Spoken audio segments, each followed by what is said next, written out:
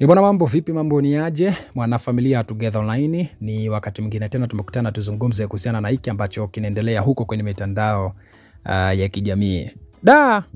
Wabongo bwana. Wabongo bwana, wabongo ni hatari sana ise.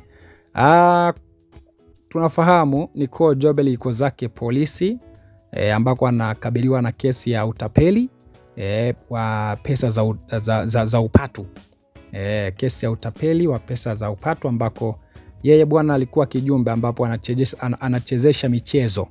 Kwa hivyo akadhurumu memba wenzake ambao alikuwa akicheza nao. Kwa hivyo kamshtaki na yuko huko polisi sasa hivi anakabiliwa na hayo mashtaka. Sasa hapa bwana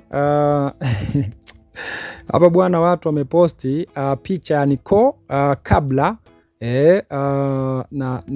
na baada. Picha ya Nicole kabla na baada. Kabla bwana unamuona Nicole hapo alikuwa ni mwembamba kweli kweli. Alikuwa na mwili fulani mdogo kweli kweli. Lile shape lake kubwa zito lilikuwa alikuwa hana kabisa. Lakini hapa after unamuona alivyo na shape kubwa na nini. Na kwa mujibu wa Mange Kimambi alidai kwamba Nicole kutokana na story ambazo alipewa na watu wake wa karibu na Nicole ambao wanamfahamu Nicole, ni kwamba alikuwa anadharaulika sana shuleni, lakini alikuwa na grupu lake la watu ambao wana muonekano mzuri, wana shape, yani wana sura zao, mili yao iko safi. Kwa hiyo kwenye grupu lake lile yeye ndo alikuwa ni mtu ambaye ni wa kawaida. Kwa hivyo wenzake ni kama walikuwa wanamdharau na nini, kwamba mtu wa kawaida huyu hata hawezi kuchukua hata boyfriend wetu, unajua zile.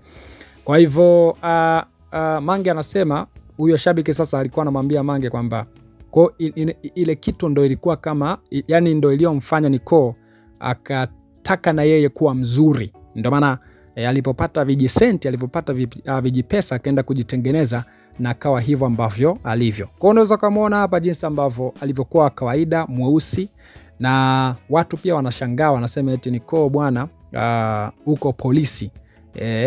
Video ambazo zimeweza kupostiwa na kwa Mange Kimambi na nini, hadi mapolisi wenyewe kwa mujibu wa Juma Lokole eti kwamba walimshangaa kwamba Nicole ni huyu, mbona mweusi? Wakati kwenye picha anaonekanaga ni mweupe. So Nicole hapo unaweza kumuona kipindi enzi za ubinti wake alikuwa ni mweusi kabisa, black in color.